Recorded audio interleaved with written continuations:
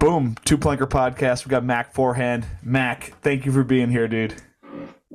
Yeah, of course. It's good to be back. I've wanted to do another podcast since my first one. So, yeah, I'm stoked. Yeah, we had you March 2022. And after this season, I was like, I got to check in with you because you did so much. You were literally like moving nonstop. You're winning a lot of stuff. Yeah, no, it was a hectic year. We were like filming and competing and yeah, all that stuff. Right now I'm back in Park City and it's like good to be back here. Just like have some time off, just stay in the gym and yeah, just get fit for the summer. And yeah, we're gonna have some summer skiing here pretty soon. Going to Whistler in a couple days and then go to New Zealand again, do the usual thing. So yeah, I'm pretty stoked for the summer. Dude, right before this, shout out to my intern Katie Collins. She did a little research on you, told me what you're up to this season, but I went ahead and looked at your Instagram. Dude, I was like, oh, I'll just go and see what he's been up to this season. Every month, it was something like a new place doing something huge. So, like, just looking back on your season, like, what are your just like first impressions on this season? Like, how are you feeling about the past, 8 months or whatever it was? Yeah, it was a crazy one. Probably maybe the most skiing I've ever done in any season. I just like nonstop was doing something or going somewhere new and filming or yeah, competing like I said before. And no, it's been crazy. And the beginning of the season kind of just started and all like by the time I knew it, it was already like the end of the year and we were just like skiing for fun and slush and PC and yeah, it was such a good time. Yeah, that's awesome. And how old are you now? I'm 21. I turned 22 in August. Okay, so this is like one of the first seasons that you've really had like where there's no COVID precautions and all that crap because like the first 2 years of your career was all COVID bullshit. Yeah, the first two big years after I blew my knee, I was like just we were super strict on COVID protocol. So like now we can kind of just do what we want and like I can go travel someplace not with like the US ski team or with like a crew of like a film crew, whatever, and like go film there. And it's been so nice not having to deal with that anymore. It was pretty stressful that first couple of years. Yeah. Yeah. I mean, we won't spend any more time talking about COVID because everyone is so sick of it. But so, so we'll move on. But you said so this is your second year in a row, at least doing the momentum camp and then in New Zealand for the early season, correct? Yeah. So it'll be momentum for 2 weeks with the team. And then me and Cody are going to do some coaching up there. And then, yeah, going to New Zealand again for, I think, a little longer this year. We went for 3 weeks last year. I think we're going to go for a month in September to October. Yeah. Dude, it feels like it was years ago that it was last fall. But so that was the Jossi Invitational last fall. Is that what you were out there for? Yeah, JWI. And then we just we're skiing there because the park is so good. That shout out to that Cardrona crew. They kill it. It's like the best park ever. And the weather's usually pretty good there, like not too bad. And yeah, big jump for JWI is there too. So it's sick. It's kind of like the best setup that time of year anywhere in the world. Yeah. So we'll bounce around a little bit, but you get invited to a lot of invitationals, dude. Like a lot of them. So are they all? No, it's not. Well, it wasn't that long ago where I was super young and was like, oh, I want to go to all these events. Like this sounds sick, and then you do it, and you're like, damn, that's a lot of events in a year. Yeah, you got invited to 4 or something this year. But how do they all compare? Are they all kind of similar vibes? Because it's a lot of the same people at each of them. But is there any that stand out as really different? Yeah, they're all pretty similar, for the most part, but they're all really fun. It's kind of like the highlight of the year. When we had the JWI last year, that was my first time doing it, and it was so sick. It's just all the homies skiing and just trying to get shots on that jump, and then also the rail section, and you can kind of just do what you want there, which is sick. And they're all kind of just you can do what you want to, which is the dopest part about that. And that's kind of all what we want to do when we're skiing is just think about what we want to do and not think about contests, not have any pressure, just have fun with your friends and yeah, ski around. So that was fun as well. Yeah. Do you have a favorite of all the ones that you got invited to? Honestly, the JWI or not JWI, the Jesper Invitational, the Unrealistic Invitational in Sweden this year was insane. One of the coolest things I've ever done. And Sweden is such a good time, and everyone out there knows how to party and have a good time. So we were out a bit, and yeah, it was sick. It was so fun, and the whole setup that I'm sure you saw some as well from the rails and that big rainbow rail they had in the middle of the park. It was unreal. And then we got some days to ski the Ore Park after, and just had a good ass time. And it was sick. Yeah, I mean, so that was in April, and like I said, we'll just bounce around because going in order, it's just gonna It'll be a kind of Yeah, dragging on. But yeah, yeah. tell us about that. Like, who invited you? Like, was it Jesper? And like, just tell us a little bit about like that event because it looked awesome. You know? Yeah, yeah. Well, no, so actually, I didn't think I was going to be able to go at first because I was doing Bobby Brown's event in Winter Park, the Rebel Cascade. So we were Yeah. out there doing that, and then I just last kind of minute decided that I wanted to go, and I got invited earlier in the year and reached out like last second and got a spot in, and then fortunately Cody got a spot in as well. So me, Cody, A Hall, and then Colby all got to travel, and Hunter as well, all got to travel together to Sweden, and we all stayed together in like a same in one house for the whole time there. But yeah, Jesper, shout out to Jesper for putting that on. It was sick. It felt like an old event that he used to do back in the day, like with pretty big features, and they're all like hard features. Like nothing was easy in that park besides like the up rail maybe, which was still pretty sketchy and like gnarly. But yeah, it was sick. He did a really good job organizing that event. Yeah. Does this get the wheels turning in your mind? Like, all right, maybe I want to have my own event one day. Like, do you think that at this point? I want to. I want to so badly. I don't really know where I'd want to do it, but I think I need to wait a bit and just kind of like ski. Yeah, Just yeah, like go to all these events, experience it, and then maybe go do it at some point. But I would love to do it back home in the East Coast, like maybe Stratton or Mount Snow would ever do it. Like maybe if listening to this, I want to yeah, do an invitational there, so that'd be sick to go and do. But it just seems like a lot of work too. Like those guys put in so much effort to all those invitationals. Like they're not stop working all day long, like and just like trying to get everything dialed and stuff. So no, shout out to those guys too. yeah. I was gonna say if you do one, later in your career, it's got to be on the East Coast, dude. You got to go back to the roots. Stratton possibly would be sick because that's like OG. Like that's where I grew up skiing, so it'd Yeah, be dope to do that. dude, that'd be so tight. So let's see what else. Where would you want to see one in the East Coast? What was that? Where would you want to see one in the East Coast, like at any mountain? Where would I want to see one, dude? Honestly, you like knew the time that we were growing up, and even though I'm a little bit older than you, I just have such a fond place in my heart for Corinthia, dude. Like when I think of like an event on the East Coast, it's like you got to do it at Corinthia, Yeah, I know that'd be kind of the dream. That place is so sick. dude. It's so Yeah, sick. we went back. We were back there this year. Actually, I brought Dickie there, and we got to ski a bunch at Corinthia at like springtime, and it was so sick. Like it Yeah, was so fun. Really, really small park, but like really soft and hot, and like we had such a good time for like 2 days skiing there. yeah, dude. I just can't believe, honestly, just looking at your list of stuff you did. You put so many damn miles on airplanes. It's crazy. Like you guys Yeah, are. What was I don't even know where to begin, dude. It's just like I'm looking at this. It's like New Zealand, then Utah, then Stubai, and then Copper, and then like you're home in like on the East Coast, and then you're at X Games. yeah. Like, does it get I mean, exhausting? Like, how do you stay fresh through all sure, this? yeah. I don't know. I just love it so much. Like, obviously, there's times where you're like pretty over the flying and whatnot, but then you get some time at home to like film or stay in some place for a while, and you want to go right back into it. And like, I honestly, I get tired at the end of the season, but in the middle of the year, I'm all for it. Just keep going and keep skiing. Because if I go back to Park City where I'm based right now, I just go and ski that public park, which is super fun. But I like to stay busy and just like have something next on the schedule, kind of, Yeah, which yeah, is yeah, it's definitely tough for sure. And I'm overflying right now. I'm actually driving to Whistler with Cody just because like we do not want to get in the airplane. We've been going everywhere together, so might as well just drive there.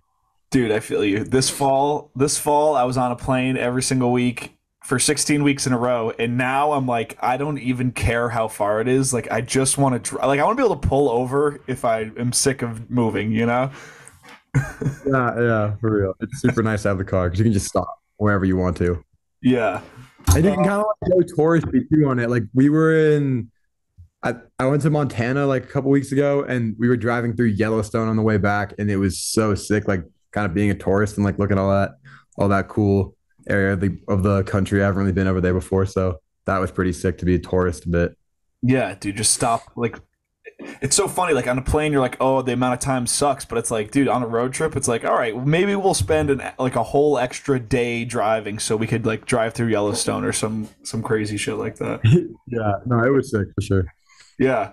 So I'm just trying to hit it from every angle, just because I'm just wondering what people are wondering. Like, who organizes all this travel for you? Like, are you doing any of the heavy lifting, or does like the ski team take care of it? Your sponsors, like, who's helping you get from point A to point B? So mostly when we're traveling to like contests, it's with the US team. Like they help out a bunch and like luckily I've gotten a lot of funding over the past couple of years from donors and whatnot, and they help out so much with us and like who's paying for all this stuff, which is really sick, and I'm really grateful for that. But the organizing part, sometimes like you can book a flight and then you book it through like a booking agent, and then they'll expense it through the team. That's like the easiest way to do it for us. But when you're on a film project, it's kind of all on you. Um, I guess when we were going to Japan, Faction helped me out a bunch with that. But like when you're there, you're with Faction and like staying with all those guys, and yeah, it's just like you kind of just got to be on top of it. It's more like knowing your schedule, knowing where you're going to be for the most part. Like that sets you up to like try to find another place to go or like book another place to be. But it definitely helps out when you're in the US because you can just kind of it's everything's kind of close together like relatively. So I can just drive places, which is sick. Like we were filming in Utah and Wyoming this year, and we were just like driving, which was sick. And I had my car, and it's not that far from Utah, so yeah, it was really nice. Yeah, dude. Let's talk about the filming a little bit because so I'm trying to make sure all my timelines are correct. So last time you were on March 2020, you were like, I want to film more street. And then last Yeah. year, like throughout the season, Faction was filming all those different video parts. I distinctly remember the Mount Hood one dropping like in the fall, I think. Yep. Um, so what was different this year for filming? Are you guys still all filming together? Or are you filming something like just for yourself? Like give us the lowdown on that. Yeah, so I mean I've been filming with Faction for this whole past season. And like the past couple of years, like I've been in two other movies prior to this, but it's always been like the last film I did, it was just like two segments and it was like kind of just jump segments. And then the year before that was also just like a big air segment. And I was like so stoked to be in that movie and they did super well. So like that was really cool. And I wanted to more transition into like backcountry and street. And that's what I'm kind of trying to do now, I think, for the next couple of years and just kind of stick on that vibe. But I got a snowmobile at the end of last season. So I kind of set up for this year to like get in the backcountry a bit and like just build some jumps with my friends out there. And I ended up going on a trip kind of last minute to Wyoming. I was in Georgia for World Champs in Bacurana was the resort. And I didn't really feel like I wanted to do big air that much. And I was like, the weather was really bad there the whole time. And I knew I could miss out on a pretty cool opportunity. So I booked a flight home from Georgia. It's like 34 hours of traveling to get home. Got back, packed my car, my sled, and then drove out to Logan in Utah and filmed for a couple of days there. And then we were out in Wyoming a bit too, just filming, and it was sick. Such an eye-opening experience to just like be out in the mountains and build jumps and be with that crew and like all those guys I was with. They were so like inspiring to just be around like and just like build jumps with them. It was so sick. And then yeah, before that we were in Japan filming some street with Faction as well for the movie. So we got 2.5 weeks in Japan and got a bunch of clips with yeah, me, Alex, Auntie, and then this kid Koga, who's also on Faction. And yeah, it was sick. Just like such a different change of pace from what I'm used to. Like I'm used to like just bouncing from contest to contest and like doing that kind of thing and then being home and just like skiing when I'm home. But now when I'm home, I can just go on a film project and that's really fun, honestly. Like I really enjoyed it this year. Yeah. Dude, I definitely want to talk about both those. Let's focus on the backcountry for a second because I feel like Japan is going to be longer just because that's what I'm more interested in. But the backcountry, I feel like backcountry is actually like a harder thing to break into than street just because there's so many more moving parts. So like, was there anyone you were leaning on, like turning to for advice, or like were you with a crew that already knew what they were doing? Yeah, so it was me and then Etienne, the filmer, and then Blake Wilson, Duncan Adams, and Tim McChesney. And those three guys have been in the backcountry for a long time and they all know what they're doing, especially like Duncan. Like I grew up watching Duncan and like level one films and Tim as well, but Tim in more the street parts of level one films. But yeah, Duncan was sick to ski with. And like they all know what they're talking about. Like if something's unsafe, because like you got to be super wary of avalanches out there. It's like a huge problem with people not knowing what's up and what to do. So having like those guys to like kind of lean on and trust what zones to ski and what not to ski was sick. And I've had a little bit of Avi training as well, like a year ago, and I need to do it again and just like up my knowledge on that because that's super important in the backcountry. Um, but yeah, like just when it comes to like skiing lines, I don't really know anything. Like I don't ski lines ever, like big lines. And then we like got out there and I was like asking them so many questions, like, what do I ski? Like I don't even know. Like I'm just looking at like a face kind of. So that was pretty hard to figure out. I definitely want more time to do that, like ski lines, because I like was definitely struggling a bit on that part of it. Yeah. Does it? I Yeah. mean, 'cause at this point in comps, you're pretty dialed, and obviously you're learning new tricks. But like, does it feel weird feeling like a beginner at something again, where you're like, I literally have no clue like what I'm Sure. doing right now? Oh yeah, for sure. I had some like jumping, like I don't know, I've been so comfortable on park jumps for like my whole life, pretty much. And when I started skiing park, and then you go on a backcountry jump, and like I'm pretty comfortable like going off the takeoff, but when it comes to landing, like I punched fronting so many times and exploded so much. Like I have some videos from like earlier this year of me just like tomahawking, like getting so bodied. So there's definitely like a learning curve for sure. Yeah. Yeah. So what was the key for like those landings? Did you just have to like what's the advice that you got that kind of made it click for you? Honestly, you gotta just like hit it a couple times to like feel what the snow is kind of like. Usually, like you do a run before that to test the snow out, but like feel out the snow and feel out like how steep the landing is. But like you gotta just kind of land back seat, like and just like land back seat, but land strong so it doesn't look like you're backslapping because that's super easy to do too. Yeah. Because like you're not in the park, you're not trying to land back seat or you're gonna hurt yourself. So it's like you have to in on a big mountain jump, kind of. Yeah.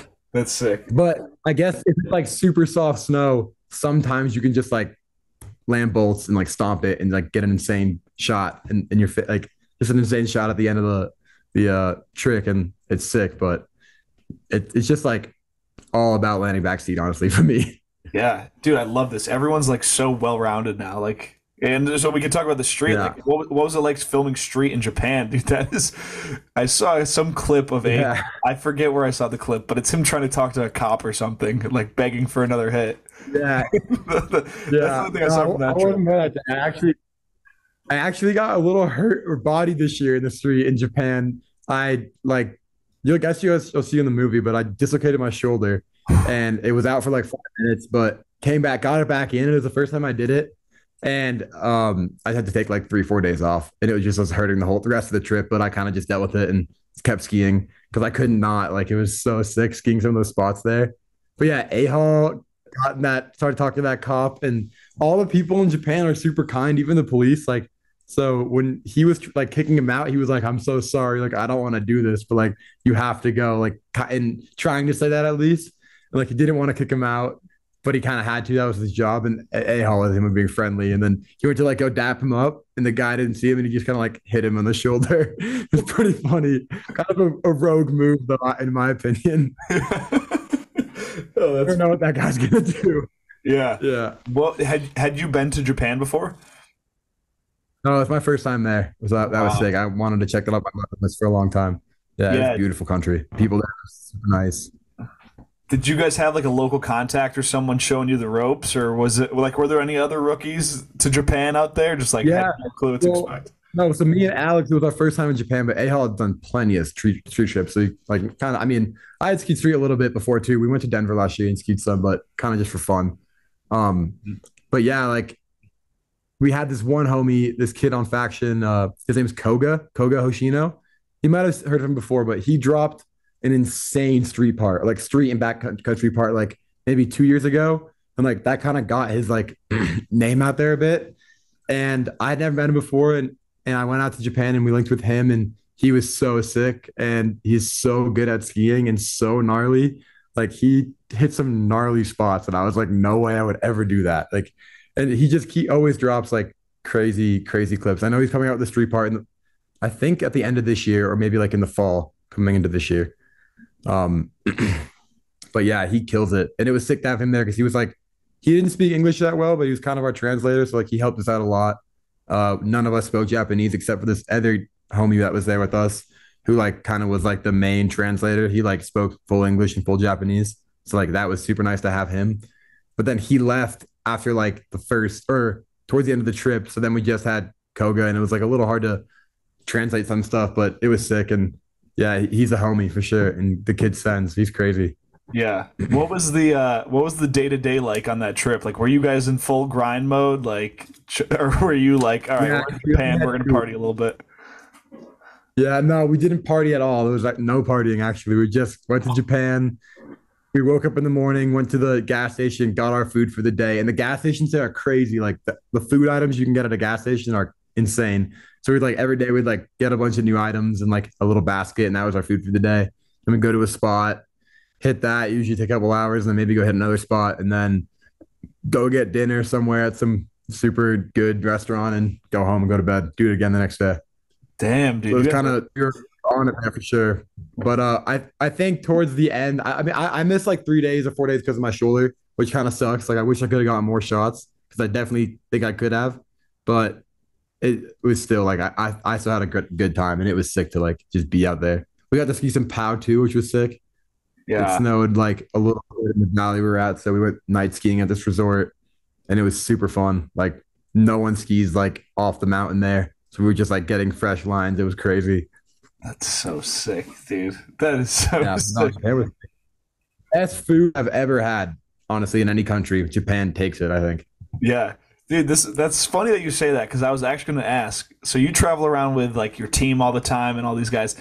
Is there anyone that like travels really poorly and like doesn't like to eat foreign food and just gets like super jet lagged? Is there anybody that's bad at traveling? You no, I mean not bad at traveling. We all like get really jet lagged or like, but if you ask like anyone on the team who would like not eat the food the most, it's probably me. But I'm like trying to branch out a bunch. And like Japan, I did a bunch for myself, and I ate a bunch of weird food, and it was all good. Like I was scared of the food there, but it was all super good. Yeah. They had me eating like cow tongue at one point. It was super good, and then like we had some raw squid that was all like it was so like slimy and chewy and just weird, but it was actually decent as well. Yeah. But yeah, I if anyone's like the pickiest, it'd probably be me. But that actually be a fun thing to do, like with the whole team, like little hot takes there. Yeah. That actually would be But fun. I'd like it's to a see funny what one to go down. you guys spend so much time together. I'd like to see what you all secretly think of each other. Crazy. Yeah. Yeah. Um, But no, I actually spend the most time with Cody because we live together. But like it's right now we're all having time away from each other right now, which is probably good. yeah, that probably is good. So this faction video. So last year was like the Alta one and the Mount Hood one. I forget where the last one was. So is it going to be split up again, or is it all going to be like one longer movie this year? So it's gonna be one movie. They do a movie every 2 years, and this is their fourth movie coming up. So they're gonna yeah, make another movie this year. And I'll be in like the sled segment and then the urban segment, and then we did a park shoot as well. But I was only the park shoot for like 2 days. I was in and out, which kind of sucked. But I think the guys got a bunch of shots, so that'll be sick to watch as well. Dude, I really like this season. It seems like the park shoot is coming back. Like I always say that like that's like a relic from the magazine days. But dude, it seems like Red Bull has you guys hitting like an 80 to 100-foot jump like every month or something. Yeah, that jump was really big. It was sick. The one in Mammoth that we were just at. Yeah. Charles McIntyre, like one of the best park builders in the world, and he builds like such good jumps. And they built this 80-foot jump that was just like perfect. Maybe the best jump I've ever hit. It was so good. But I was about the park shoot stuff. Like I'm trying to get. I want to do that again. Like have like crazy park shoots with like big features and like big gaps and like I don't know. That's just such like a nostalgic thing for me. Like watching like the Grand Bazaar back in the day. That Keystone segment is like psychotic. Like I always watch that segment. Like all the features they built are just so cool looking, and I want to do that again. But I don't know. It's just hard with resorts these days. Not a lot of resorts aren't as lenient anymore. Yeah, like what was the driver of that back in the day? I guess the big video productions like Level 1, like they would obviously they have an incentive to pay for one of those to be built, but like you just feel like it feels like you don't see them that much anymore, right?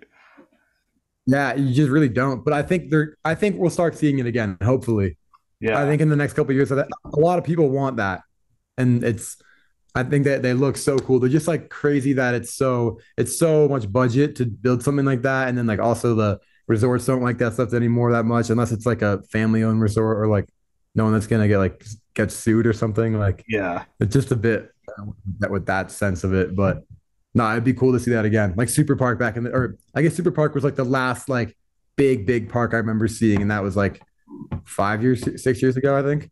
Mhm. Maybe 2018. Yeah. Dude. So I wanted to ask you about this. Dude, it seems like being on Red Bull is like one of the best things that could happen to a skier. Like, do you guys feel like, because there's a couple competing energy drink brands, but like, it seems like they had a lot of events this year, and I don't know, I just felt like I was seeing Red Bull athletes all the time. So do you feel like you look at the Monster guys and you're like, yeah, like we got better shit going on over here? Do you feel like that at all?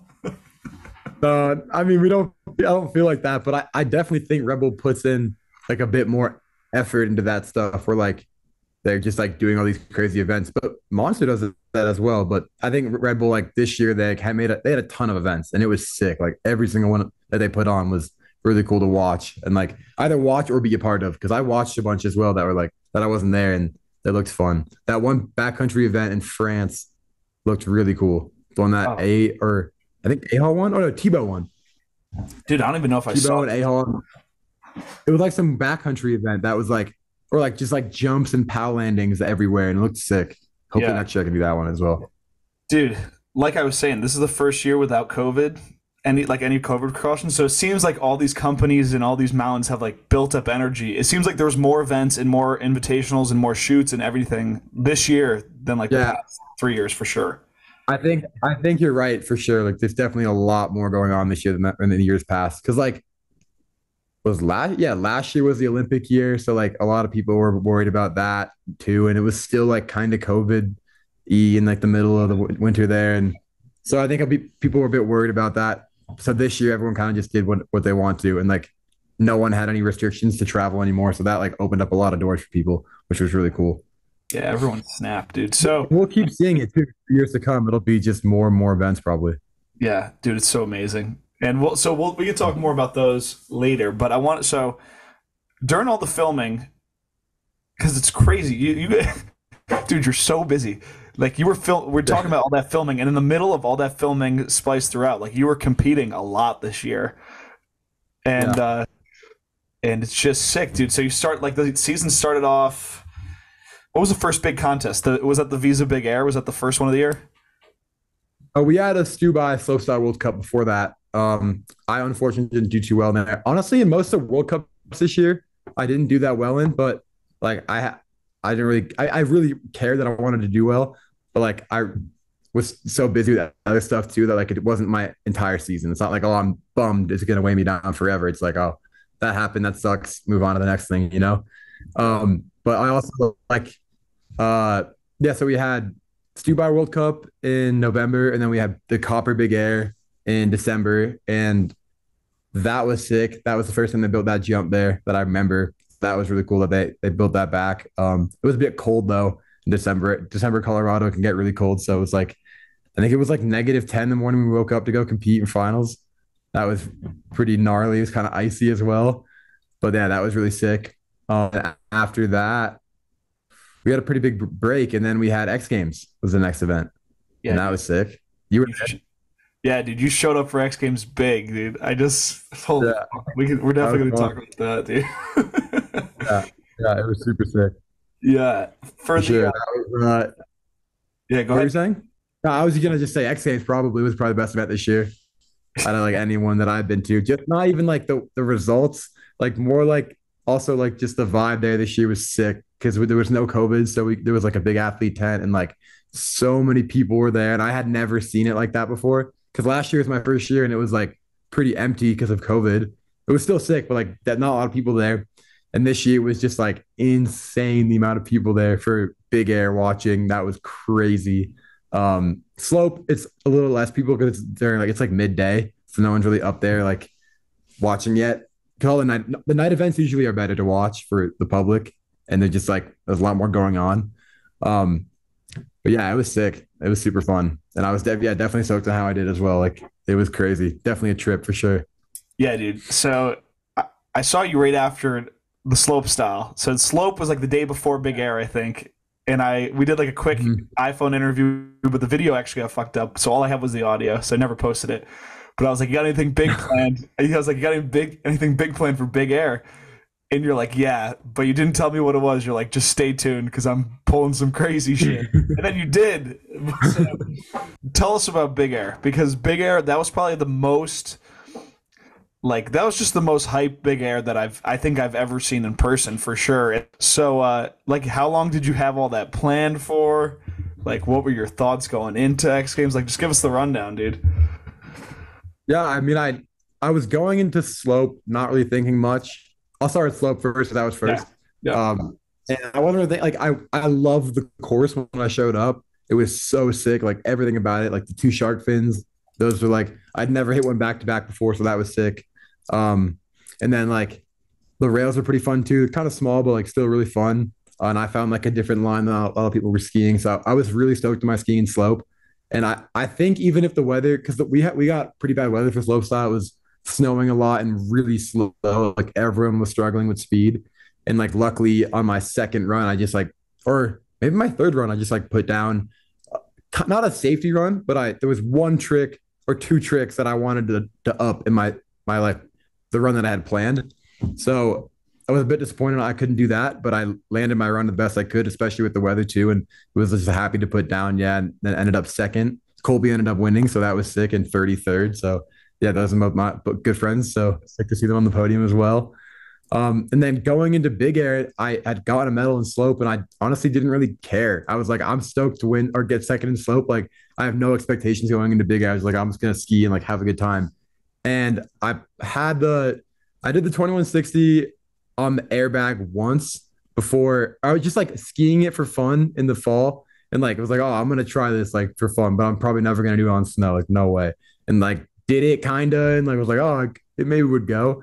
But I had a completely different trick that I wanted to do for Big Air. I wanted to try something else, and I got to the jump and was like, I don't know if I could do it on this. Like, I was just a bit scared to try it. So I was like, oh, I could maybe try this other trick that I've been working towards maybe, and never practice it and whatever. And just like did a couple like dub 18s and 19s and was like, oh, I could probably do it. And then told one of my friends and he was like, oh, you have to do it. Like, you can't not do it. I was like, oh, fuck, maybe I'll do it. Like, whatever. And then everything was going super well. And it's funny too, because I pulled up to Big Air for training that day of the comp and was feeling so sketchy. Like, my like feet were feeling weird. I don't know if that sounds weird, but like in my boots, they felt all like weird and slippery. And like I was like, I'm gonna have a horrible night. Like, this sucks. Like, I don't want to have to chuck right now. Like, my body's telling me not to. Like, maybe I should just pull out. And then I was like, nah, I'm gonna just do it. Like, and just have a good time. And laced like everything first try going into the last jump and was like, damn, I have to do this trick now. And tried it first and got it, but washed out. And then last run laced it and yeah, skied away. So that was pretty crazy night for sure. And yeah, it was crazy. It just kind of went by too. Like, I don't really remember most of it. I kind of blacked out for a good part of that. Yeah, dude. So you were in. Were you in third before you busted out the 21 last run? Was that like the order? I think I was in second behind Teal, but I had to get a 50 to win. That was the only Yeah. way.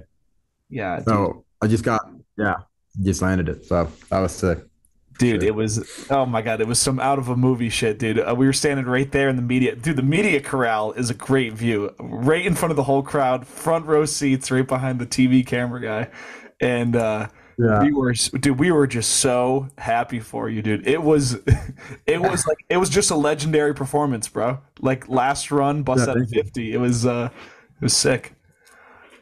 Yeah. It's funny too. I like didn't really think much of it. And then later I went to go watch Half Pipe and I was with Colby and he like was all stoked, hugged me, and then like kind of joking. He was like, dude, like you seriously could have gotten hurt on that trip. Like, that trick is gnarly. Like, I can't believe you did that. Like, it was crazy. We were just like laughing about it. Yeah. Well, dude, what were It you was guys thinking of? Who was throwing the quad? Was it Ed Joy that was trying to throw the quad during the contest? Enjoy and Matei, I think, as well. But Yeah. Matei did a switch 16 that was like pretty wobbly quad, I remember. So, but yeah, Ed Joy was trying like quad 16, which has never been done before. It's like Yeah. three cork threes, cork five. which is just crazy. That sounds like that was insane. Eddie kills it. That whole crew killed it. It was a really good night. I think I felt bad. At one point, Matei's binding broke during the big air, and he yelled up. He was like way at the bottom of the tower, and I was way at the top, and he yelled up. He was like, "Yo, like I need your bindings. Like, do you have any extras?" And he pulled a pair off my skis, and they screwed them on real quick, and they didn't pop off anymore, which was sick. So I was stoked to give him some bindings, but he was popping out a lot, and I know that kid is so good, and like it's so fun to ski with that kid, and even the stuff he was throwing, still like the nose butter 19 he does is crazy, and that switch quad he does is also like beyond me. I don't think I could do that trick. Yeah. So yeah, it was just and Teal, dude, Teal, props to that kid because he doesn't ski all season long. That was his first contest back from like just chilling all summer, I think. And he was like, "Oh, like I haven't skied in like months," and just pulled up and got second. Like, and the stuff he was doing is no one else can do the stuff he does. Like, he's so crazy good at that, like stopping his momentum access he does, and like he stops spinning pretty much in the air, but continues to flip. It's so crazy. So yeah, mad shout out to Teal as well.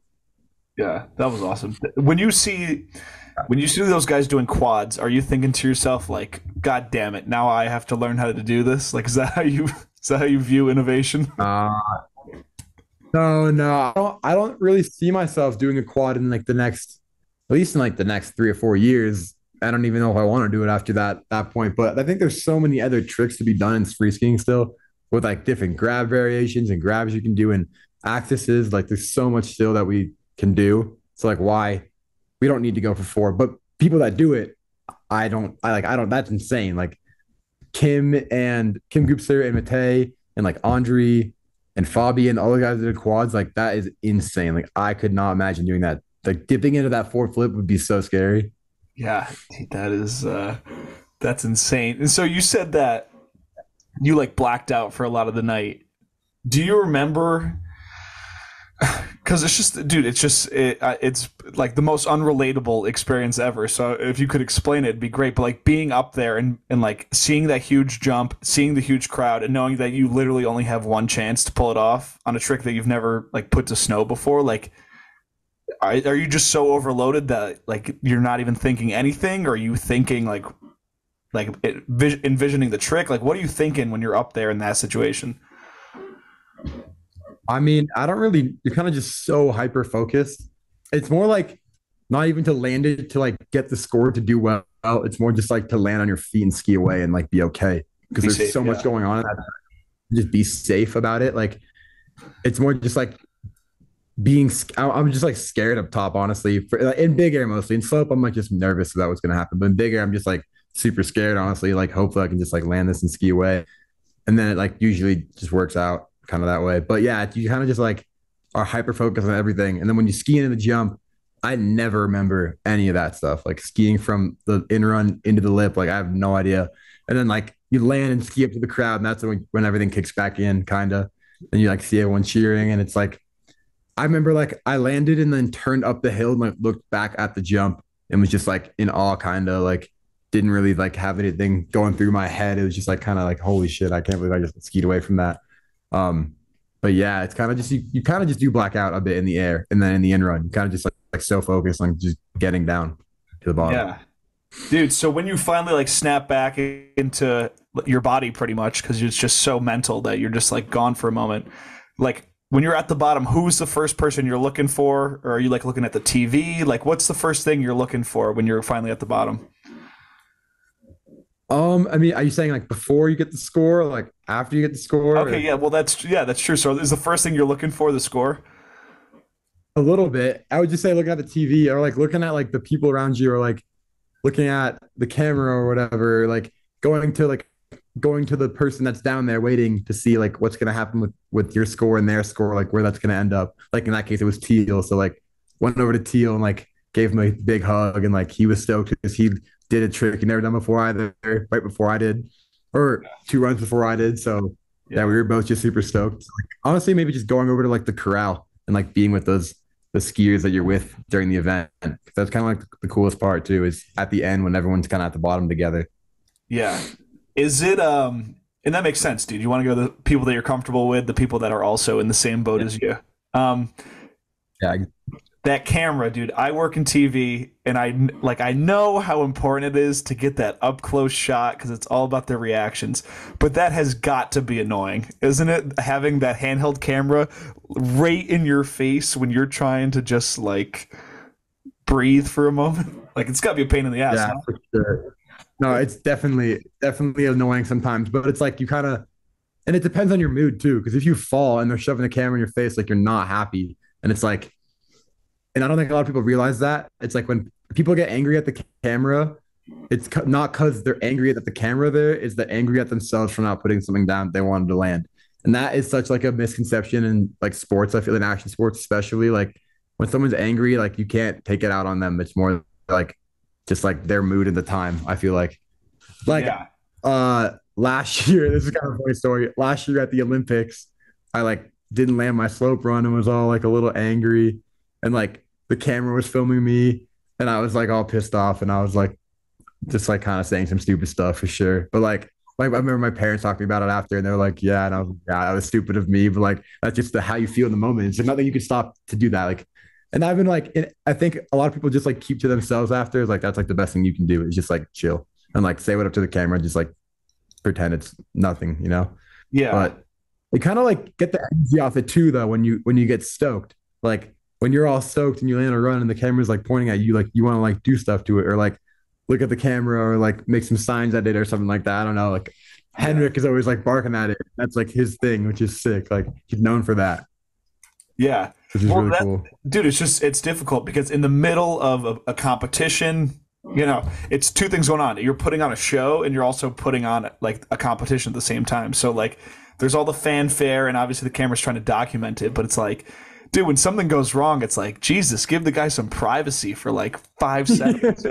Yeah, no, for sure, for sure. But that's their job. They have to do that. They have to just like stick the camera in your face. But that's like part of the sport too. Yeah. So did you think, I mean, perfect 50 is crazy. Did you think the judges were going to give it to you after you landed it? Or were you like, I don't know, is it 50, perfect's perfect. Like that's hard to get.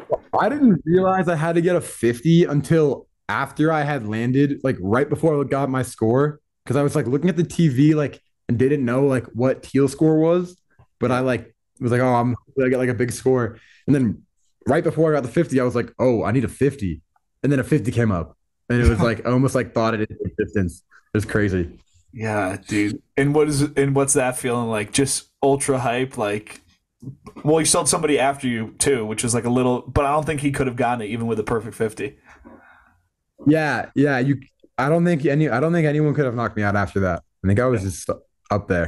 Because I was talking to Burke after too a bit. Like he was like, oh, like what was your other score? Because he didn't understand that I needed the 50 to win. I don't know, something like that. Yeah. But yeah, I didn't know if I was gonna get the 50 or not. And honestly, I didn't really care. I wanted to just like land that ski away. But Yeah. like it was like a cherry on top that I got that. But I just wanted to ski that, like land that trick and be like stoked on that. Yeah, dude. It was so badass. And then I gotta ask you about this because it was it was too funny, dude. It was the lowest hanging joke ever, and I think you already know what I'm gonna say. You go over. So yeah. You already know what I'm gonna say. So Yeah.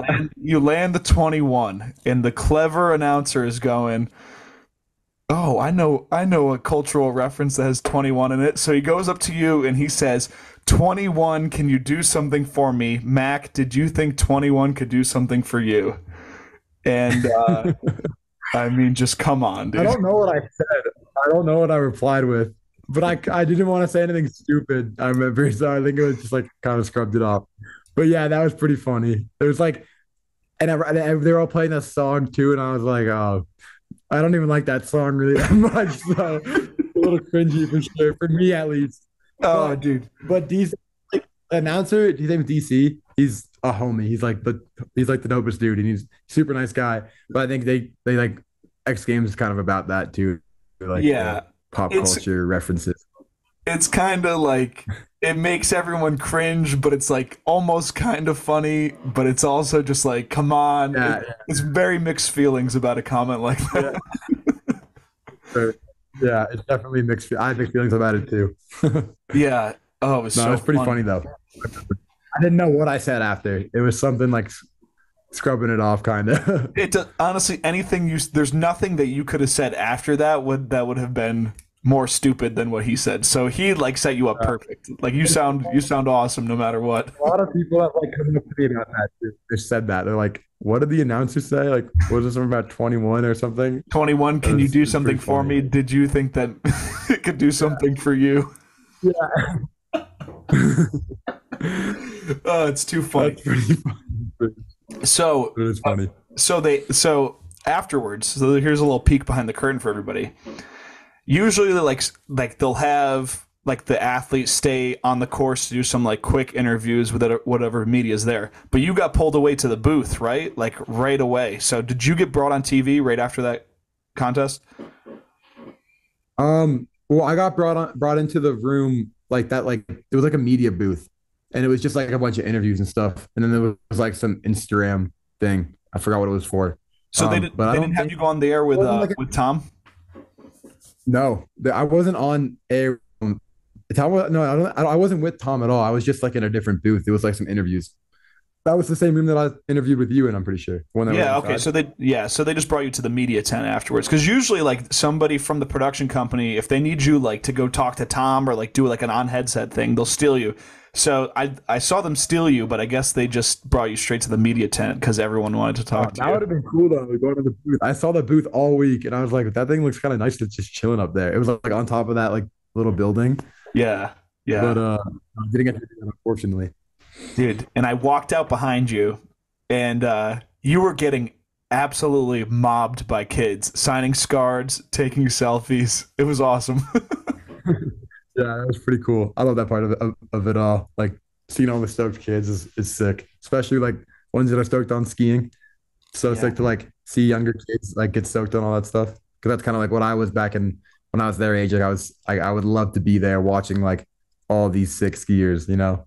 So it's cool to like think about that a bit. Yeah. Um, dude, fuck. This is all bringing me back to X Games. X Games is like the most hilarious ski event ever. It's just that it's. I mean, you've seen all the ski events. That has to have the most fanfare, right? Like there are people everywhere. It is ridiculous. 100%. I wish there was more events like X Games because it really makes you feel like you're just like part of something huge, which you are for sure. But like they do such a good job of treating the athletes super well, and like it's so cool to see that in our sport because I feel like there are a lot of contests where it's not like that, Yeah, where it's yeah, like you're just going there, you compete, and you leave. Like you go there, you train or whatever, and then you leave. So yeah. X Games, you like want to stay. So I this is wish something. there were more stops. Like they should do more X Games stops. Back like they used to do back in the day. They did like X Games France, and then they had Aspen as well. So it'd be cool to have more stops in the future. Dude, that would be cool. They got new owners. Like honestly, anything's possible right now. If X Games was listening right now, we want more stops. So this is what I was wondering after that competition. I think I actually had this thought about you in particular, just because it was such.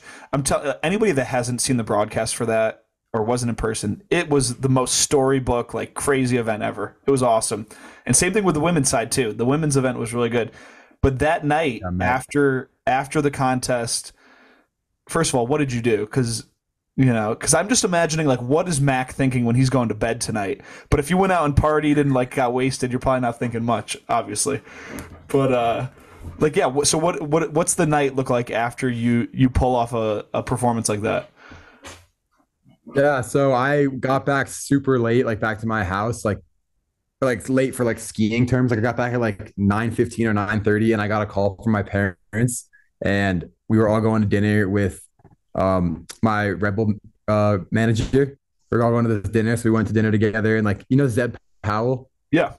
So I met Zeb when I was super young and at school because we went to school together. So we went with his family and my family and like a bunch of people. And then I brought Colby with me as well. So we were like at this super nice like this like Asian fusion restaurant that was sick. And like the guy there, he knew like Eileen Gu and like knew all about X Games and was super funny and was like knew that I had won and was like giving us free drinks all night and like a bunch of like super good food. It was insane.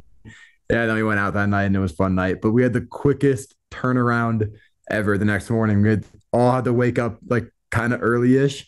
And we were all like, oh, that was my first time being at Aspen when I was 21 years old. So like I had to go have a fun night. So the next morning we were all super hungover and got in the car and drove to Mammoth, which is 14 hours. Oh my So God, dude. there was like four of us in the car. So we all drove to Mammoth 14 hours for a contest. We missed the first day of training for because we were at X Games. So we like drove right there, had one day of training, and then competed in Mammoth. So it was like a pretty hectic turnaround for sure. And Yeah. that was like kind of the theme of the year. It was just like hectic turnarounds. Like everyone just like you finish this contest and then you go on to the next one. And it's like you just like move to places all year, which was it was pretty cool. Yeah. Yeah, dude. So going to bed that night, what were you thinking? Were you like, oh hell yeah, that was awesome? Or you're like, ah shit, I gotta wake up so early tomorrow and go to Mammoth. Like what's like your kind of like wrap up thoughts for the day? I wasn't really thinking too much. I was just kind of going, just passing out and like, damn, I have to drive 14 hours tomorrow. But it was sick. Like we, I guess like I did think about it a bit like before when I was at that dinner. Like I remember I was like getting ready to leave my house and was like that was just like kind of collecting my thoughts. Like that was crazy. Like that's like been a dream of mine since I was like 12 years old or 10 years old or whatever. Since I started watching the X Games, like I've always wanted to get a gold medal. So that was like kind of what I was thinking about for a while. And it's just like more a nostalgic thing. Like you just like watch that happen when you're so young and you're just not, and then it's you all of a sudden. Yeah. Dude, and then it's so funny. Then you go to Mammoth for an event that I don't, no offense, but I don't know if anyone's watching that after X Games. And then it was like super windy and got delayed, no? Yeah, it got delayed a bit, but they ended up doing it, which was sick. But they like that whole morning, it was like we got up super early to compete, and usually they do finals like in the afternoonish, so it's like not as firm or like a little softer usually if it gets warmer. And they ended up doing it super early because the weather was coming in the afternoon. So we were like up there so early, and it was so windy, like all training. And then the last like two training runs, the wind just stopped, and like none of us had done anything because it had been so windy. Then they're like, all right, yeah, the comp's on because the wind stopped moving. So we just had like two training runs pretty much, then got into it. Um, and it was actually sick. The weather turned out pretty good. I ended up fourth, which was sick. It was my probably my best World Cup finish of this past season. And I thought I skied super well. I liked the course a lot too. They killed it building that course. It was super different than usual, which was cool. Um, but yeah, yeah, Mammoth was sick for sure. Yeah. When Crazy it's turnaround though. It wasn't that windy, which is not usually like Mammoth. Yeah, when it's bad weather, and I might have asked you this last time, and I might have asked somebody else on the team, but it's like, do you guys ever look at each other and you're like, yo, this is like almost too sketchy for us to do today? Like the visibility's too bad, it's too windy, it's too icy. Like, should we even do this? Like, do you guys ever have that conversation with each other? Oh yeah, for sure. Like it is like that happens. That happened all season long. Every World Cup we went to had bad weather. It was not one that was like good weather this year, which was except for Silverplan at the end of the year. And even that was like a little icy and like cold. I remember the day we had finals. But in locks this year specifically, I remember we were like we got up there for training and it was dumping snow the whole time. And none of like we had speed for the jumps, but like every other run, it would just slow down and you knuckle everything. So like we barely had any training, and like I skied the course a lot, but like didn't do anything really because it was just so slow. We got to the top, and they like started getting everything ready. They started like starting the contest, and I was like, we didn't even talk to like any of the starters. Like none of them listened to us. Like it's pretty dangerous out there right now, and it's really slow. And luckily, like we ended up getting it all through, and like I did like half-assed run, which like I wasn't very stoked on, and like I just like was knuckling stuff. So it was like a little annoying for sure. But that happened. That's part of the sport. The weather is such part of skiing. Like if you're just like going out to ski on a normal day, like you have to deal with it anyway. So you kind of just have to learn about it, you know? Yeah, it's just variable conditions are just part of it. It can't be. You're not in a stadium, you know. You can't. It can't be perfect every single time. Yeah, Yeah. Maybe one day we'll be in stadiums. yeah. Does that ever Like an get indoor you? resort. Yeah, like an indoor one. Yeah, it's gonna be all being like in the UAE, like in Dubai at some point. Yeah. Does that ever get you guys like sour on competing? Because you know now especially you're filming street, filming backcountry, and then you have to like fly across the world to do a competition where it's dangerous. Are you ever like in the back of your mind like, damn, I'd much rather be doing something else other than this right now? Yeah, no, for sure. I think that's like kind of where a lot of it stems from. People not liking contests is bad weather. because like you can't do anything about it. You're kind of just waiting it out. And it's more like the contest organizers like choosing to do a contest in bad weather. Like most of the time they take advice from the athletes though, which is sick. But there's definitely some cases where like they don't ask and you would just do the contest. Yeah.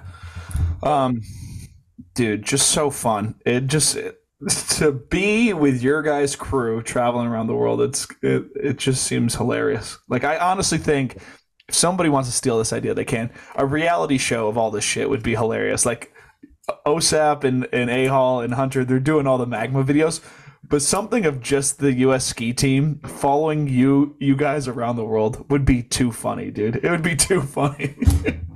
It'd be funny, but I feel like they love like all those Netflix shows. They love drama, and our show would not be. It'd be entertaining because it'd be funny, but it would not be dramatic whatsoever. Yeah, it's Because just no super one's like chill. dramatic about it. It's just pretty chill. Yeah. Although maybe like this year we had some like at the World Cups this year we had some like judge to like athlete meetings like with like the 5, 6 judges or whatever, and then all the athletes in the World Cup, just like no coaches, just us, like talking about the sport and talking about what gets judged better and whatever. And that would be pretty funny to film, I think, because there are some pretty funny takes in there when we Yeah. were having the first meeting. Is there any standout stuff that you can talk about from that meeting? Just we were just kind of talking about like what should do well, and like obviously the no poll subject came up, so that would be like a pretty funny topic to film because there's always everyone has opinions about that, but also like how like grab should be held longer or like how they score like the pretzel stuff compared to like a lot of spins or whatnot, and like just a lot of topics honestly, which I think was really good for the sport, and I think they're going to imply all the stuff we talked about in the past year into the World Cup season this year, which will hopefully help it a bit. Dude, I'm glad you brought that up about the pretzels because it's you like at a point you think, oh, all they're gonna do is just keep spinning. And then all of a sudden you guys like start spinning the opposite direction of your set. So it's like, what do you think about all the pretzels? Because this is like past 2 years is the first time I've ever seen it in my entire life that you guys are and like A Hall obviously he had it at the Olympics, which was sick. It wasn't really pretzels, more like stopping the rotation mid rotation. But That's kind of like I think like A Hall is almost like one of the best people that does. A Hall and Cody are like the best two people that like are good at bringing the tricks back, like doing the pretzels. Like they both do a right dub 10, and like they're coming in forward, and they just shift their legs to the other way and then switch, which is like crazy to see. But like, where did you see like Teal, for example, does like a dub 10 set and then falls out, and like when he does like a switch 5 out, he stays at 3 instead of going switch 5. So like there's so many different ways to do it. And like the judges actually explain like Teal's version or like the way that Teal does it or the way that like I do it or a couple of people do it. It's like it's called like a lock. So that's like their term on it now, yeah. which I think is kind of cool. I think a lock sounds kind of sick. Yeah. But there's just so many different ways to do it, and I think it's sick. And I think if you do it right, it should score super well because it's hard. It's not easy like compared to doing a big spin. And like you can see the majority of people in contests do like more spins than bringbacks because bringbacks are harder. They're in the end of the day they're harder. Less people do it. Yeah. Dude. That's why Engel, like gets scored so well because like he's like one of the only people doing the way he does it. Like he does it so differently and so cool. Yeah. Dude, because the narrative really becomes, oh, like, well, it has been this way. Like the narrative has been this way for years. Oh, they're just gonna keep on spinning, and then all of a sudden it's gonna be aerials. And I'd love to get your thoughts on that take, but it's like we're already seeing that's not true. Like you guys are innovating in different ways that people didn't expect. So what's your thoughts on when people say, "Oh, it's just aerials at this point"? Like, what are you thinking? It's so different from aerial. Like you're grabbing your skis or not doing straight over flips. Like everyone's doing like a weird off axis like spin or whatever. Like you could like pretty much do an upright trick and you can't call it aerials because he's like not even flipping at all. Yeah, But like it's just cool to see that we're not just pushing it in spins, and it is getting like that in some cases. Like if you have a huge jump, like obviously you're going to see people spinning a lot, but that's kind of part of the sport as well. Like you can progress it forwards, progress it in a different way. And like me and Cody talk about it today, like how much further like can the sport get, whether it's like with spinning and flipping. And he was like, oh, like we said that years ago, and I'm still blown away every year. But the stuff people are doing, and I think a big part of that is going to be like pushing pretzels and stuff in the future.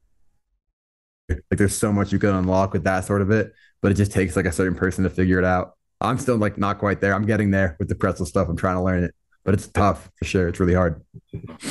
Yeah, you almost think that there's like an actual physical limitation to how much you could spin. Like I don't know, before you like pass out or like before you just like it just seems like there's an upper limit. Yeah, I don't know.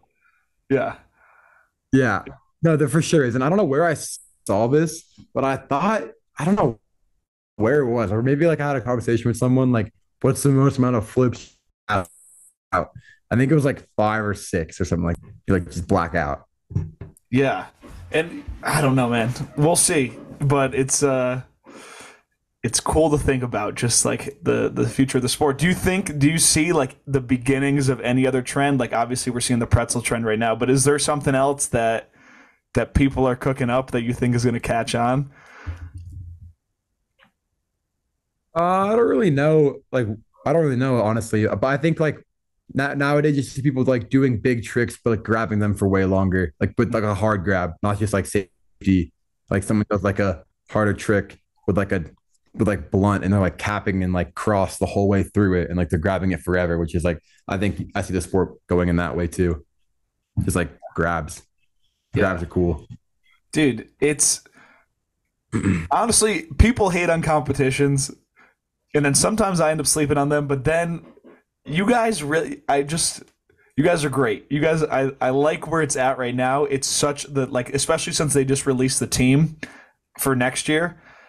It's in such a good spot right now. Like do you feel that way? Like it seems like everything's in a really good spot right now. I agree. I think it's like the beginning of something big too with our sport, especially like with the different kind of contests like Jib League is doing this year. Like that was so cool and it was so different. And like watching all the recaps was cool. And like I think it got a lot of people like kind of stoked on like it's like a contest, but like not a contest. Like everyone's just like stoked on it. And like they're all skiing so well and everyone's killing it.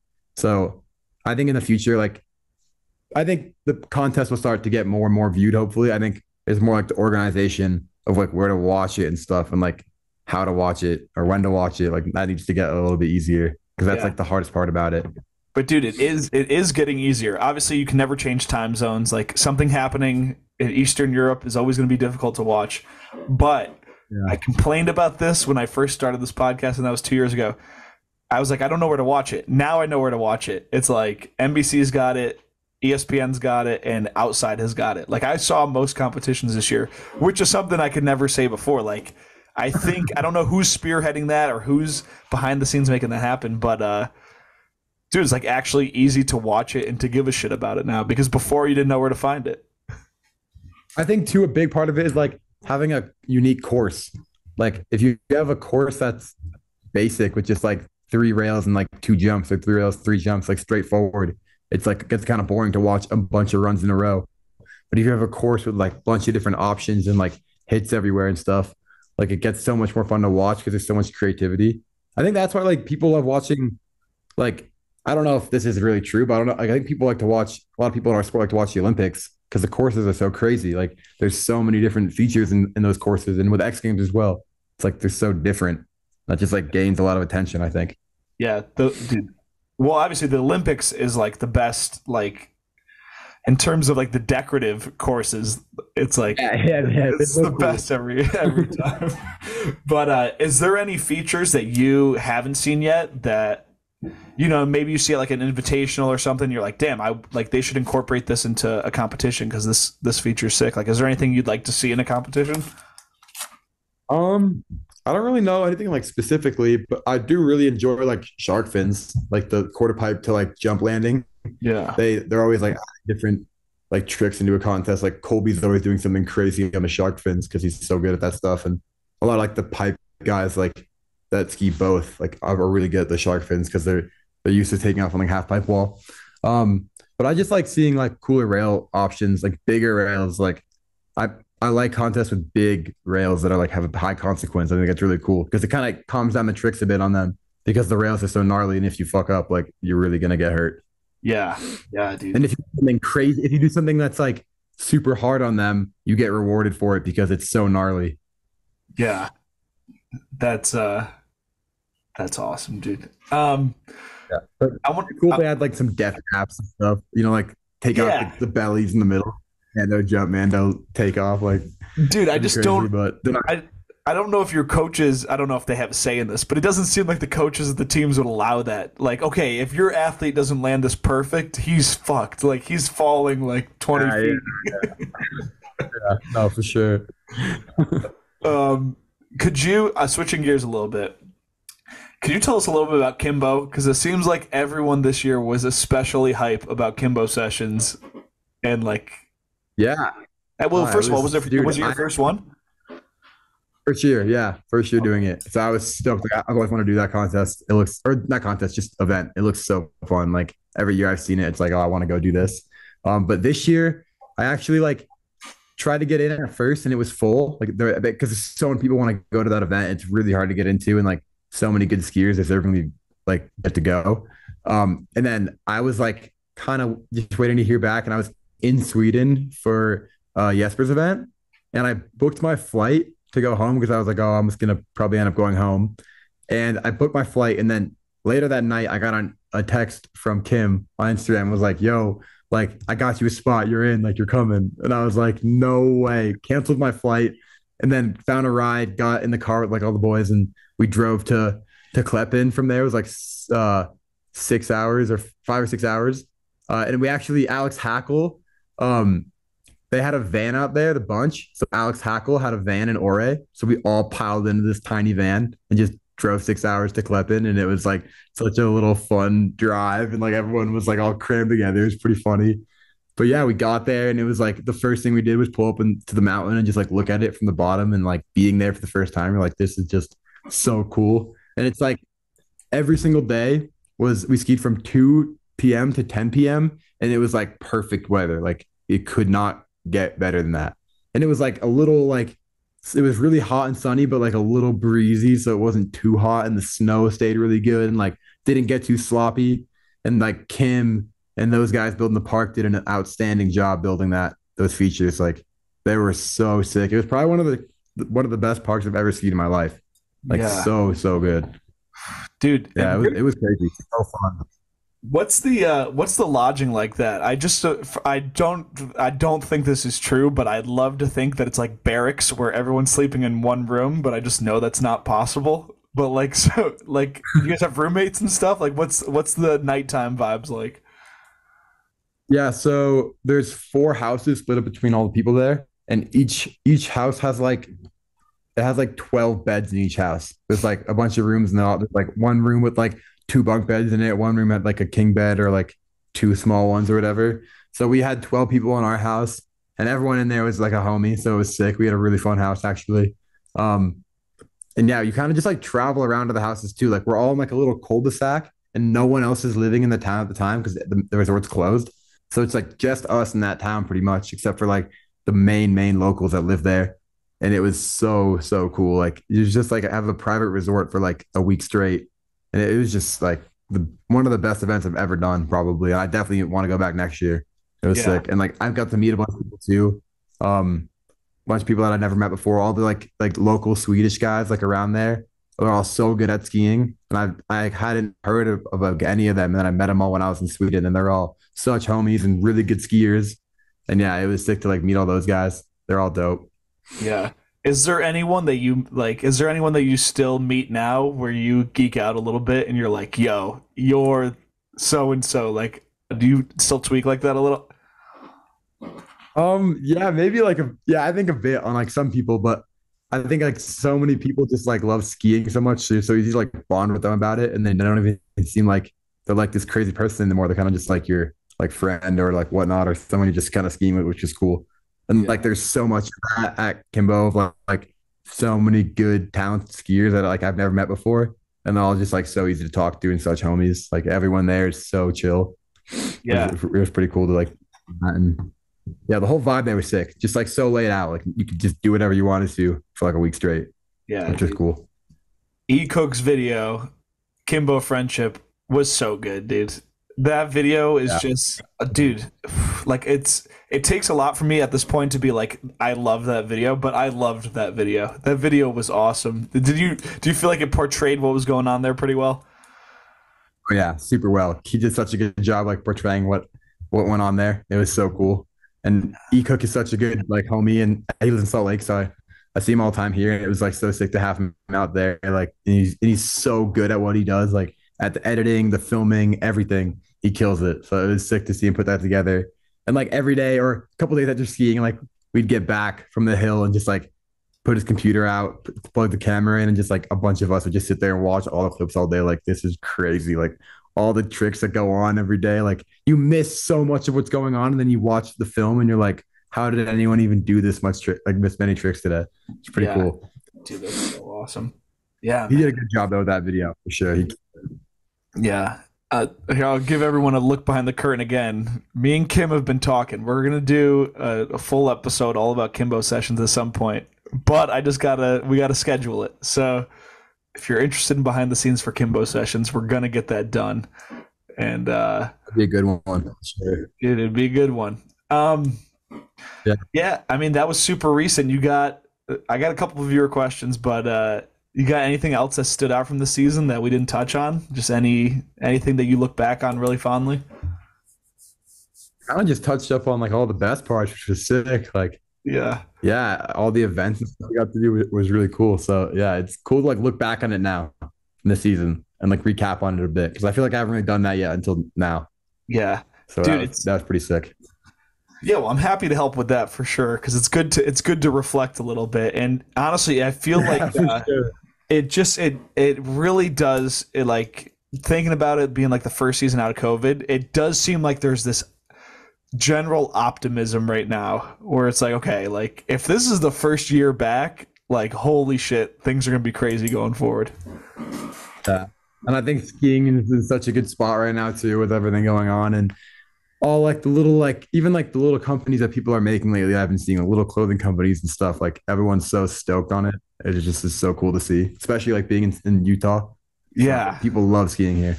yeah, dude. All right, I got some viewer questions for you. Let's see. Yeah.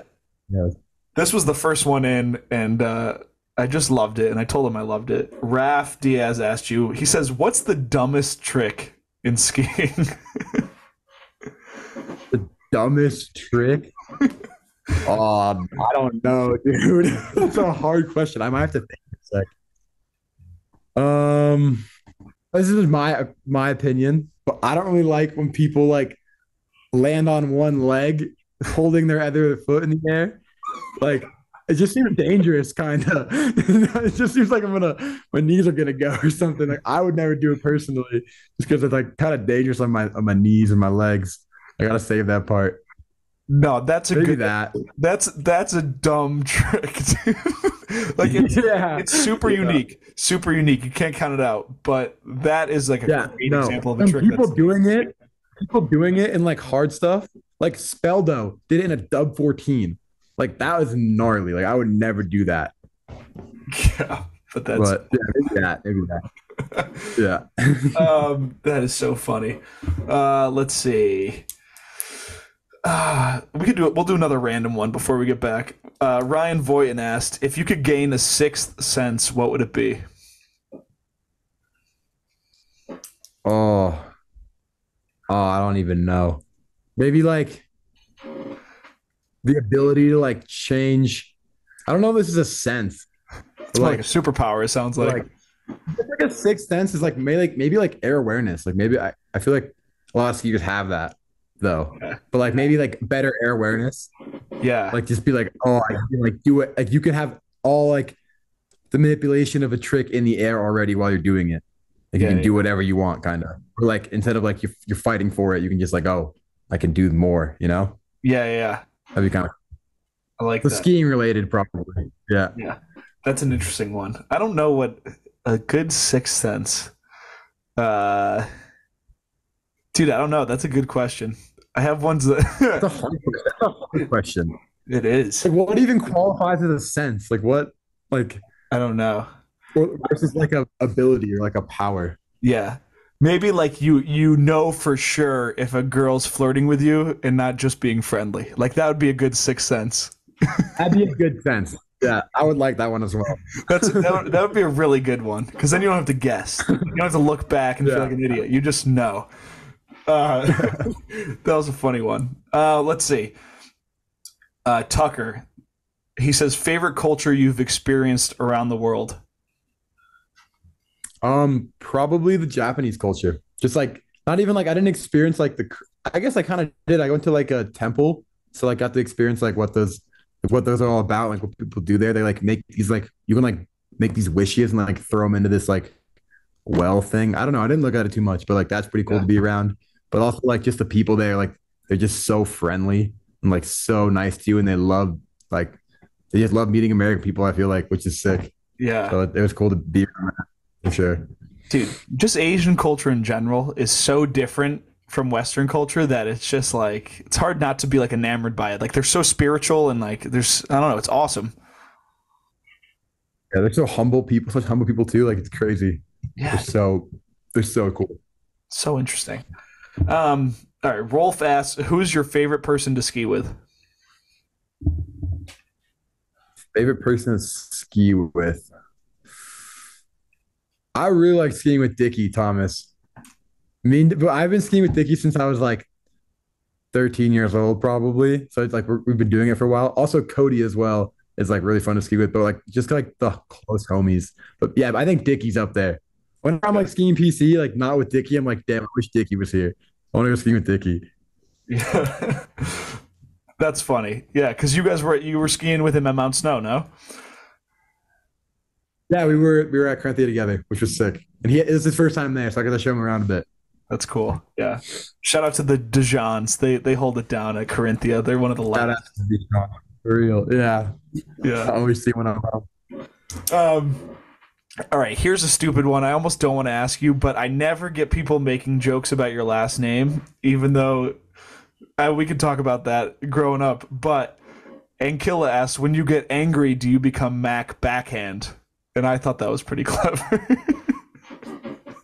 Uh, I guess you could say that. I don't really know, but I've gotten so many, like to touch up on that, I've gotten so many nicknames from that last name. Yeah, Like, and also people are like, oh, do you play tennis? Or like, yeah. I don't know. It's just like funny stuff. What But is like? What's the origin of that last name? Like, what country does that originate from? I think it's British. Okay. Pretty sure it's British. But yeah, it's my dad's side. So I'm not really sure.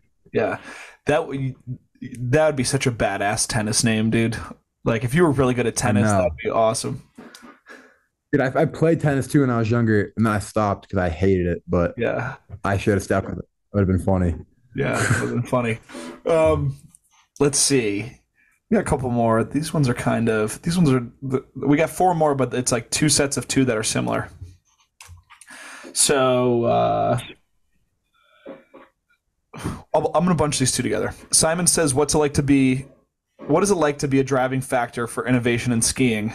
And then Lucas asks, "What is it like to be so successful at a young age in competition and sponsorship wise?" So, if you bear with me for a second, I'm gonna summarize them. Like, you're only 21 and you've already done a lot. So, like, first of all, how does that feel? And then, like, what's next? Because next is kind of uncharted territory. Yeah, I mean, it's funny you like when you say that. Like, I don't think of being like a leading innovator or like person in skiing. I'm kind of just like a skier. But I guess when you put it that way, like it is pretty cool to like learn some tricks and then see people like stem off that and like learn something different from what I've learned, you know? I kind of take inspiration from that, which is really cool. What was the second part of the question? Well, he says, Lucas asks, what is it? I might have typed this wrong, or he might have sent it in wrong. What is it like to be so successful at a young age in competition and sponsorships? I don't know. It's I just think I just got like I want to say I got lucky, but like Yeah, a lot of it just comes from like putting in the effort, you know? Like I was skiing so much when I was younger too.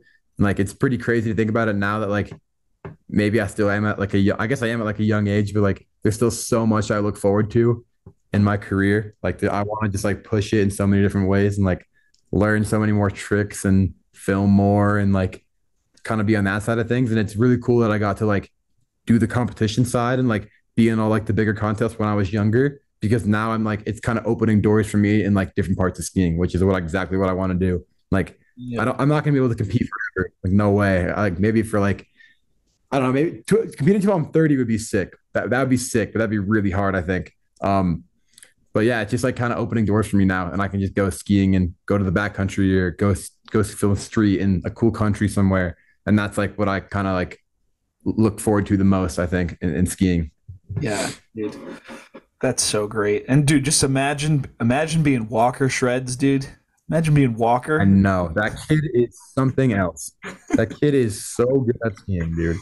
Dude, and he's And now he's gonna 13, be skiing dude. Yeah, yeah. Dude, if he skis until he's 30, he has 17 more years of being at the front of skiing. He might end up being the most famous skier that's ever fucking existed, dude. Crazy. And he's so good for how young he is. And he's got like style and like Yeah. it's so crazy to see him that young with that much style. He looks like he's like a miniature like 20-year-old when he skis. Yeah. It's sick. Dude, and he just got on Red Bull too, no? Yeah, he just got on. We were actually at Winter Park when it happened, when he got the helmet, which was sick to be a part of. Yeah. Yeah. Side story. Did you have like some big surprise reveal like that when you got signed by Red Bull, or was it more formal? It wasn't really big. It was more like I was in Vermont. I was at school with Zeb at the time, and Zeb got on Red Bull that fall, and I got on in the spring. And he like we went to lunch with our Rebel manager, this guy on the East Coast, and then one of like our really close friends, and like we're just eating lunch one time, and like Zeb just like went to the car real quick, and then came back with a helmet and like surprised me. So that was cool. That's cool. Having a friend do it. I like that. That's It fun. was like mellow. It was like super chill, which was like what I like. It was like nice, kind of just like a nice mellow lunch, and just got the helmet at the end of the lunch, which was cool. Yeah. All right, before I ask the last set of questions, I'm going to give you a rebate on the hot takes. Last time you were here, I gave you opportunity for hot takes. I think you said that you like it when people use poles in big air, if I remember correctly. It was just in contests. In Just contest. in Yeah. contests. Yeah. Yeah, Yeah. yeah. Uh-huh. Do you have any new hot takes that you've developed over the past year and a half? I don't know. uh, I feel like I do. I gotta like think though. Cody would know some good ones, but he's not here right now. Oh shit, that'd be Oh, great. that'd be so. You want to I call could him? ask him. Yeah, you call him. Give him a Yeah, call. Yo, I need some hot takes, some good hot takes. And yeah, I'm on that same thing, dude. I can't think right now. All right, I think I got one. I'm gonna use that one. All right, peace. Thanks. All right, it was K2 buying full tilt. Okay, yeah. What are your thoughts on that? Why did they have to do it? Like Full Tilt was such an iconic brand, in my opinion. Like I love Full Tilt. It's like even the logo, now it's a K2 logo. It's like just keep it a Full Tilt logo. It was so iconic. Like back in the day, I loved the Full Tilt logo. Like the ones that Tom used to wear with the tongues, like the big like shoelaces on them. It just had an FT on the top front. Like that was so sick. I don't know why they had to buy it out. I guess it's like a money thing probably, but Well, I was pretty bummed when they did. the thing is, they already owned it. They already owned it for They years. did already own it. Yeah, I guess they just rebranded it. Not really buying it out. They just Yeah. rebranded it. Wait, I just like the Full Tilt logo. Let's just bring it back. dude, me too. What the fuck was that all about, dude? Honestly, like, come on, dude. Like, that was such an iconic brand. Like, that was it was just awesome. Yeah, for sure. I think that'd be sick if they brought it back. But I'm not even on Full Tilt right now, so I gotta maybe get another pair of them. Yeah, dude. Well, that's the thing. If anybody has Full Tilt merch or boots or posters or stickers or whatever, hang on to them, dude, because that brand is gone for now, at least. I have so many boots back home, like old Full Tilts. Yeah. That's been hanging on to some like super blue ones from like 2012. Oh, dude, I remember those. There were some that were so ugly, bro. Like the Gatorade looking one was so ugly. Yeah, the yellow one Yeah. was so bright, but it was sick. Like everyone still bought it. It was so sick. The best ones, dude. Honestly, those Tom Wallish, they're supposed to look like Timberland boots, and it has the Yeah. tongue with the laces. Oh, hard, dude. I like the year they made the blue and black Tom Wallaches with the tongue as well and the laces. Those are my Yeah, favorite full toe picks. yeah, Or dude. the red and white ones, but like I feel like everyone says the red and white ones. Yeah, no, no, you gotta have be a little bit more unique. Damn, dude, those are so. Yeah. All right, last two questions. Jake Dubé really was pushing for this one. He said, "Are Oh there?" God. He said, "I didn't write down his exact phrasing, but you know how he types." He asked, Yeah. are there any secret projects you're working on?" Secret projects. That's Yeah. funny because he texted me that. He asked me, he was like, "What are you guys doing?" A little bit. There was like a little secret project that I did this year, uh, in the East Coast, but it'll come out in November, I think. Okay. Sick. Yeah. But that's all I can really say. Yeah. And then Lego My Ego. And this is what a lot of people have asked. It's like, is there ever going to be just like a Mac Forehand video? And maybe that ties into the secret project, but it's like, are you ever doing a solo project? That isn't part of the secret project, but yes, I am doing a solo project in the next couple of years. I'm gonna start filming one. Hell yeah, dude. That's Yeah, awesome. that's kind of what I wanted to lean towards. That's kind of my biggest goal in skiing is to have a video part, and that's like what I want to do. Because I feel like in skiing, it's like so tough to put like a full video part together, like a full season, like just close to view, and that's what I really want to do, and like kind of push myself towards that, and do everything, like not just have street, like do street backcountry park segment. I want to do everything. So hopefully I can make it happen. But yeah, Yeah. I really want to do that for sure. Dude, and I think I forget which video it was. It was some Henrik video, but I think it's ill when you guys like the well-rounded skiers comp backcountry street are including like the footage from competitions because it's like I don't know, dude. It's just so sick when it's just like cameras flashing, blah blah blah blah blah, and then you're also killing it somewhere else. So, dude, if you could incorporate that shit, it's timeless, dude. Like Henrik, I think it's one of the BNE videos, but he actually included it was a video of him like completely eating shit and like getting ragdolled. I don't know if you know the video I'm I talking never, about. yeah, yeah. Yeah, dude. The one, but triple, I'm pretty sure from X Games. Yeah, Yeah, no, I think that's sick too. I know, in like Oystein dropped a season or like a season edit from like years ago, and in it he has like some X Games clips, and like they're so sick. Like it's so cool watching his runs and like his training runs because you don't really get to see that. Like a lot of the yeah, viewers don't really get to see that. Just get to yeah, watch like the contest run.